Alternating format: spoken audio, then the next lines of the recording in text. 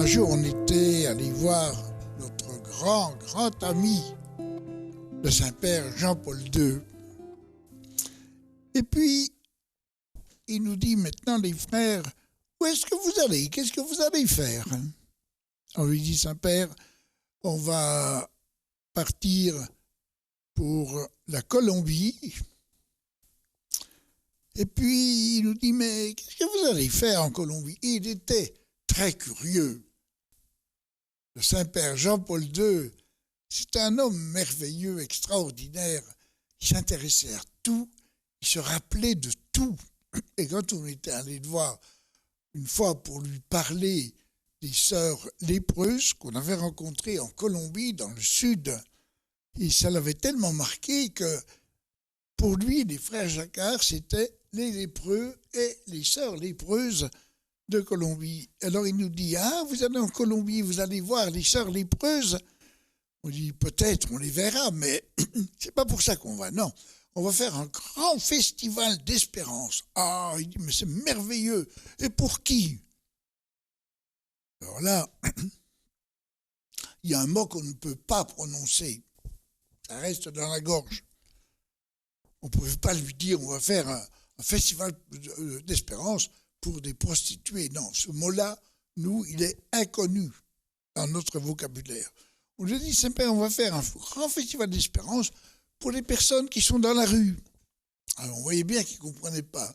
Alors, on lui dit, vous savez, Saint-Père, hein, vous connaissez bien la situation. Vous savez qu'il y a 30 ans, et là, quand on a mis les pieds, nous, la première fois, en Colombie, pour aller opérer des lépreux, il y avait dans la ville 1 200 000 habitants. Maintenant, à cause de la situation de la Colombie, ben, il y en a peut-être 10, 12, 15 millions, on ne sait pas. Il y a 30 ans, il n'y avait pas de travail. Et maintenant, il y a encore moins de travail. Ça veut dire que toutes ces mamans qui sont avec leurs enfants dans les quartiers excentriques de la ville, dans des bidonvilles inimaginables, des vieilles baraques, et bien ces mamans, elles ont fui la campagne parce qu'on les a obligées à partir, la guérilla. Elles sont arrivées en ville, et puis le peu d'argent qu'elles avaient économisé, ben, elles l'ont utilisé pour acheter des planches, des bouts de plastique. Elles ont fait une baraque comme elles pouvaient faire. Et puis, à un moment donné, où, n'ayant plus d'argent, ben, elles ont été obligées d'aller le soir dans les bars, dans les hôtels. Ah, le Saint-Père nous a regardés, il nous a dit, vous allez faire un festival d'espérance dans le monde de la prostitution. Ben oui, Saint-Père, oui, oui. Il a mis ses 2 mains sur nos avant-bras et il nous a dit, allez leur dire de ma part que l'Église et moi, nous les aimons. 3 semaines après, on était dans une grande salle à Bogota, où il y avait, peut-être 400-500, peut-être plus de ces jeunes filles, de ces mamans. Et quand on leur a dit que le Saint-Père, Jean-Paul II, avait dit qu'il fallait qu'on leur dise que le pape, lui, et l'Église les aimaient, elles étaient littéralement hystériques. Elles, qu'on montre du doigt, sales femmes, prostituées, et tout le reste. L'Église nous aime. Le Saint-Père a dit à nos 2 frères qu'il nous aimait. Dans ce monde où on n'a pas cherché à y aller, c'est vraiment Dieu, par les circonstances, qui nous ont poussés, qui nous a poussés à aller et à s'occuper de ce monde-là. Et quand on en a parlé à notre évêque à Yaoundé, en lui disant, Saint-Père, on rentre de Colombie et puis voilà ce qu'on a vu. Voilà où on a été conduit par nos amis auprès des religieuses adoratrices. Voilà ce qu'elles font. Il nous a simplement dit, moi, le successeur des apôtres, je vous envoie dans ce milieu. C'est l'Église qui nous a envoyés dans ce milieu où on n'avait vraiment pas du tout d'attrait pour y aller. Et jamais on n'aurait pensé, au début de notre vie, aller un jour et être pendant 30 ans, pas en permanence, mais tous les ans, plusieurs mois, suivant le travail qu'on avait à faire en Amérique latine, dans ce milieu-là. On leur a permis, avec nos amis d'Europe, bien sûr, de créer 137 ateliers d'apprentissage. Ces mamans et ces jeunes filles apprennent un métier pour ne pas être obligées le soir, en pleurant, d'aller traîner dans des bars et dans des hôtels.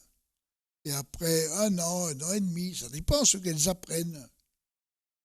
Elles sont en permanence 3000 dans ces ateliers où elles apprennent, alors en Colombie, en Équateur et à Saint-Domingue, où elles apprennent un petit travail qui, elles apprennent pendant un an et demi, quelquefois 2 ans, ça dépend, c'est chacune, où elles apprennent quelque chose qui va les libérer. On a fait beaucoup pour elles et nos amis d'Europe ont fait énormément et on voudrait encore continuer, tout en étant retirés là où nous sommes aumôniers. Mais elles nous ont apporté énormément. Ce qu'elles nous ont donné n'a pas de valeur. Et je vais vous raconter l'histoire d'Adrienne. Adrienne, on l'a rencontrée quand elle avait 15 ans. Elle était chez les sœurs, où nous, on y allait pour la première fois. Elle mangeait, elles étaient 3 ou 4 jeunes de 15 ans, 16 ans, manger avec les sœurs. Et Adrienne n'a rien dit pendant le repas. Après le repas, elle a dit à la sœur, « J'aimerais bien parler avec les 2 frères prêtres. » La sœur lui a dit, il y a une petite chambre à côté, allez les 3. Alors on est allé dans la petite chambre. Adrienne s'est mise à pleurer, mais pleurer, à pleurer. Et elle nous a dit, j'ai 15 ans. Il y a 3 ans que je suis dans la prostitution. Il y a quelques jours, j'ai réussi à me sauver de là où je suis. Une de mes amies, une copine m'a dit, si tu arrives à te sauver, va chez les sœurs adoratrices, c'est sûr qu'elles vont bien te recevoir. Je suis venu, les sœurs m'ont bien accueilli, je sais ni lire, ni écrire. Mon père, je ne sais pas qui c'est, ma mère, je ne sais pas qui c'est. J'ai toujours vécu dans la rue. Et en nous regardant, elle nous a dit, en sanglotant, je ne pourrai plus jamais regarder un homme en face. Ils m'ont fait trop de mal. Vous savez, si un jour, et la vie, quelquefois, pousse, si un jour vous rencontrez une telle souffrance, il n'y a pas 3 choses à faire. Il y a simplement 2 choses à faire. La première, c'est de se taire pour écouter. Et la deuxième, c'est de pleurer avec ceux qui pleurent. Il n'y a pas d'autre chose à faire. Elle a senti qu'on l'aimait beaucoup dans un grand silence. On a dit aux sœurs, il faut faire l'impossible pour elle. C'est une fille qui nous semble très intelligente. Effectivement, en très peu de temps, elle a appris à lire et à écrire. Elle a fait toutes ses études secondaires en cours du soir. Bien sûr qu'on a organisé, nous, en Europe, en France, un petit noyau d'amis qui l'ont aidée. Mais on a voulu absolument qu'elle fasse quelque chose pour que l'argent ne tombe pas comme ça du ciel. Il fallait qu'elle participe. Et les sœurs nous ont dit, mais vous savez, il n'y a pas de travail. Qu'est-ce qu'on va faire d'elle? Ah, trouvez. Il faut absolument que vous trouviez quelque chose. Et il y a une sœur qui nous a dit, moi j'ai ma copine qui est mariée avec un directeur de genre supermarché. Je vais aller trouver ma copine, puis je vais lui dire, écoute, dis à ton mari de prendre une fille pour balayer, simplement qu'elle puisse gagner un petit peu quelque chose. Il faut qu'elle participe à ses études. Et ça s'est passé de cette manière-là. Et Adrienne a pu faire tous ses cours du soir et elle a passé son bac à 22, 23 ans, je crois, avec la mention bien. Il y a un jour qu'on était à Bogota, on la voyait pratiquement tous les ans, elle nous a dit, j'aimerais bien que vous vous emmenez dans la petite chambre où j'habite, pour que vous sachiez où j'habite. On dit, viens manger avec les sœurs le dimanche, on mange ensemble, et puis l'après-midi, tu nous emmènes dans ta petite chambre pour qu'on voit où tu habites. Effectivement, elle nous a emmenés chez elle, petite chambre où il n'y avait rien. Une planche sur laquelle il y avait un matelas, pas de chaise, pas de table, pas d'armoire. Puis on a dit, mais tu as quand même au moins un rechange. Elle a levé les yeux et on a tout compris. Il y avait un fil de fer. Et elle nous a dit, parce que vous veniez, j'ai bien plié mes petites affaires et je les ai mises dans mon lit. On a regardé le lit, puis on lui dit, mais enfin, ton lit, il est tout plat. Tu vois, tu dis qu'on est tes papas. Bon, ouvre ton lit pour que tes papas voient ce que tu as comme affaire. Elle a ouvert son lit et on n'était pas fiers d'être appelé papa. Elle avait pratiquement rien. Vivant dans une grande pauvreté, on lui a dit, mais tu as quand même une casserole pour faire à manger. Mais dit, oui, c'est dans le couloir. Là, il y a un petit réchaud, comme tout le monde dans la maison, un petit réchaud, une casserole. Moi, j'ai une chaîne avec un cadenas pour pas qu'on me vole ni mon réchaud, ni ma casserole. Ah bon, ça va. Et ce jour-là,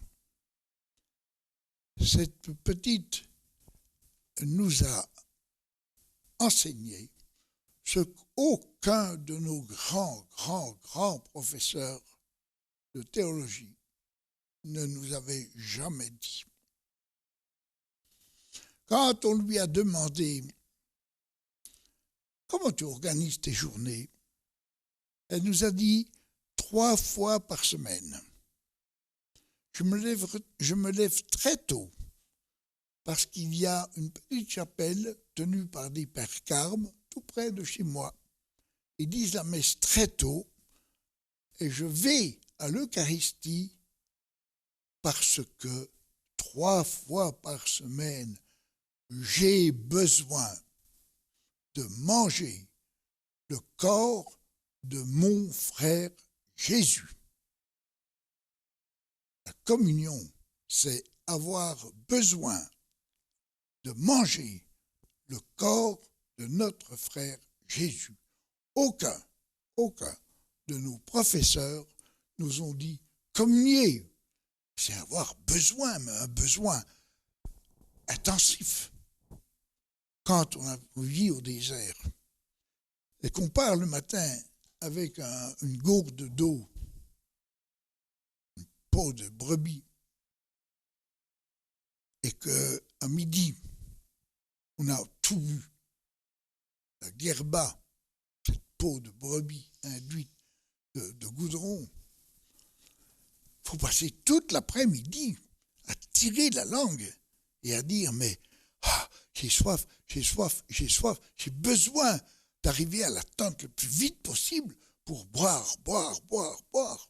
Avoir besoin, un besoin impératif.